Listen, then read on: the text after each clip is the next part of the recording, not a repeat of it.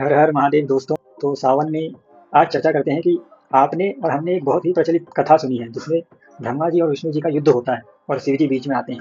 आपने सुनी होगी जिसमें कहते हैं कि शिवलिंग प्रकट हुआ और ब्रह्मा जी विष्णु जी ऊपर नीचे गए।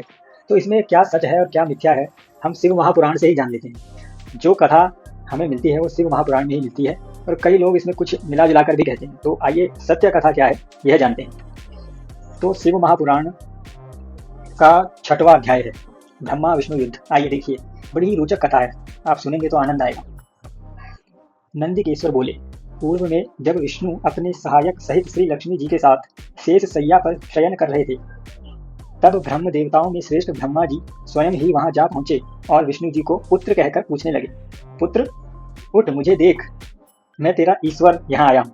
ब्रह्मा जी कह रहे हैं वहां जाके, उनके यहाँ जाके, कि हे विष्णु पुत्र देख, मैं तेरा ईश्वर यहाँ आया हूँ। इस पर विष्णु जी के भीतर क्रोध तो हुआ, परंतु उसे दबाकर उन्होंने ब्रह्मा जी से कहा कि पुत्र तुम्हारा कल्याण हो। विष्णु जी कह रहे हैं पुत्र तुम्हारा कल्याण हो, आओ बैठो, मैं तुम्हारा पिता हूँ। विष्णु जी कह रहे हैं ब्रह्मा जी को, कहो कि तुम्हारा मुख टेढ़ा क्यों हो गया है। ब्रह्मा जी बोले, समय के पेड़ से तुम्हें अभिमान हो गया है, मैं तुम्हारा रक्षक ही हूँ, किंतु समस्त जगत का पितामह हूँ। बोले, चोर तू अपना बड़प्पन क्या दिखाता है, सारा जगत तो मुझ में निवास करता है, तू मेरी नाभि कमल से प्रकट हुआ, मुझसे ही ऐसी बातें करता है। नंदिकेश्वर बोले, जब इस प्रकार रजोगुण से मुग्ध उन दोनों में विवाद होने लगे, तब वे दोनों अपने को प्रभु कहते कहते एक दूसरे को वध करने पर तैयार हो गए। युद्ध छिड़ गया, हंस और गरुड़ पर बैठ दोनों ईश्वर परस्पर युद्ध करने लगे, उनके वाहन भी लड़ने लगे। ब्रह्मा जी के वक्षस्थल में विष्णु जी ने अनेकों अस्त्रों का प्रहार किया, उन्हें व्याकुल कर दिया।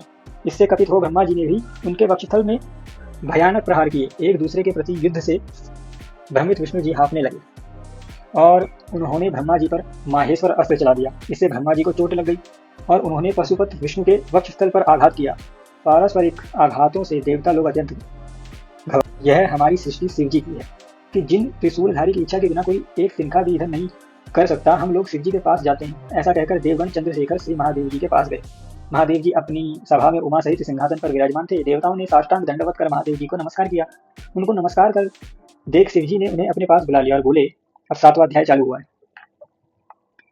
महादेव बोले, पुत्रो तुम कुशल से तो हो, मैंने सुना है कि ब्रह्मा और विष्णु परस्पर युद्ध कर रहे हैं और तुम लोग बड़े दुखी हो। अच्छा, तो मैं अपने गणों के साथ चलता हूँ, तुम लोग भय न करो। यह कहकर शिव जी ने अपने गणों को वहां चलने की आज्ञा दी, साथ ही स्वयं भी अपने भद्र रथ पर आरूढ़ हो गए। चलने लगे तो तैयार हुए, देवताओं सहित इंद्र भी उनके साथ हो लिए। वहां पहुंचकर शिव जी आकाश मंडप में बादलों में छिपकर ब्रह्मा विष्णु का युद्ध देखने लगे। शिव जी ने देखा ब्रह्मा और विष्णु परस्पर एक दूसरे के वध की इच्छा से माहेश्वर और पाशुपात अस्त्र का प्रयोग कर रहे हैं। इस रूप को देख निष्फल शिव जी से ना रहा गया और उनका युद्ध शांत करने के लिए महाअग्नि के तुल्य एक स्तंभ के रूप में उन दोनों के मध्य में जा खड़े हुए। फिर जो उस महाअग्नि के प्रकट होते ही दोनों अस्त्र स्वयं शांत हो गए। अस्त्रों के शांत होने पर उस अद्भुत दृश्य को देखकर ब्रह्मा और विष्णु परस्पर कहने लगे कि यह इंद्रियातीत अग्नि स्वरूप स्तंभ क्या है, हमें इसका पता लगाना चाहिए। ऐसा निश्चय कर दोनों वीर उसकी परीक्षा के लिए बहुत ही शीघ्र वहां से चले। भगवान विष्णु ने सूकर का रूप धारण किया और उसके मूल को देखने के लिए नीचे चले, तो ब्रह्मा ने हंस का रूप धारण कर ऊपर गमन किया। विष्णु जी पाताल में बहुत दूर चले गए, परंतु स्तंभ का अंत न मिला, तब वह पुनः युद्ध भूमि लौट आए। उधर ब्रह्मा जी ने आकाश में जाकर केतकी का पुष्प देखा तो उन्हें विश्वास हो गया कि मैंने स्तंभ का अंत देख लिया है। तब वह उस केतकी के फूल को लेकर विष्णु के पास आए, तो विष्णु ने उनके चरण पकड़ लिए। उस समय ब्रह्मा के छल को जानकर शिव जी को प्रकट होना पड़ा और विष्णु भगवान ने इनके चरण पकड़ लिए। विष्णु की महानता से शिव प्रसन्न हो गए और बोले, हे विष्णु जी, तुम सत्यवादी हो, अतः मैं तुम्हें अपनी समानता प्रदान करता हूँ। ऐसा कहा शिव जी ने। 8वां अध्याय जी देखिए फिर क्या हुआ। नंदिकेश्वर बोले, महादेव जी ने ब्रह्मा जी पर क्रोधित अपनी भौहों के मध्य से भैरव को प्रकट किया, जिसने नमस्कार कर उनसे आज्ञा मांगी। शिव जी ने आज्ञा दी कि तुम अपने तलवार से ब्रह्मा की पूजा करो। यह आज्ञा पाते ही भैरव जी ब्रह्मा के सिर के केस जा पकड़े। ब्रह्मा जी थरथर कांपने लगे। भैरव जी ने ब्रह्मा का मिथ्या भी 5वां सिर काट लिया। उस भैरव जी ने उनके अन्य सिरों को काटना चाहा, तब ब्रह्मा जी भैरव जी के चरणों में गिर गए। यह देखकर विष्णु भगवान शिव जी के चरणों का आश्रय लिया और हाथ जोड़कर प्रार्थना की, आरंभ में ही आपने ही कृपा करके इन्हें 5वां सिर प्रदान किया था, अतः इन्हें क्षमा करें। शिव जी की आज्ञा से भैरव ने ब्रह्मा को छोड़ दिया। तब वे फिर बोले, तुमने अपनी प्रतिष्ठा और ईश्वर तत्व पाने के लिए छल किया था, इसलिए तुम सत्कार, स्थान और उत्सव से विहीन किए जाते हो। ब्रह्मा जी बोले, हे ब्रह्मस्मिन भरत, मुझे मेरा 5वां सिर दे दो। भगवान बोले, हे पुत्र, मैं जगत की स्थिति को न बिगड़ने दूंगा, जो अपराधी है उन्हें तुम दंड दो और लोक मर्यादा का पालन करो। मैं तुम्हें वरदान देता हूँ कि आज से तुम गणों के आचार्य हो, अतः तुम्हारे बिना कोई भी यज्ञ पूर्ण न होगा। ऐसा कहकर भगवान शिव केतकी के पुष्प से बोले, अरे मिथ्याभासी दुष्ट केतकी, तू तुरंत यहाँ से भाग, तू मेरी पूजा के योग्य नहीं है। जब शिव गणों ने उसे दूर भगा दिया, तब केतकी शिव जी की प्रार्थना करने लगा, नाथ मुझे कुछ तो सफल कीजिए तथा मेरे पापों को दूर कीजिए। शिव जी ने कहा, मेरा वचन मिथ्या नहीं होता, तू मेरे भक्तों के योग्य है और इस प्रकार तेरा भी जन्म सफल हो जाएगा और मेरी मंडल रचना का सिर मौत तू ही बनेगा।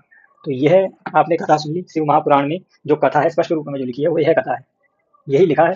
अब इसमें क्या लोग जोड़ देते हैं और क्या हटा देते हैं, इसलिए हमने शिव महापुराण से ही पढ़ी। हर हर महादेव।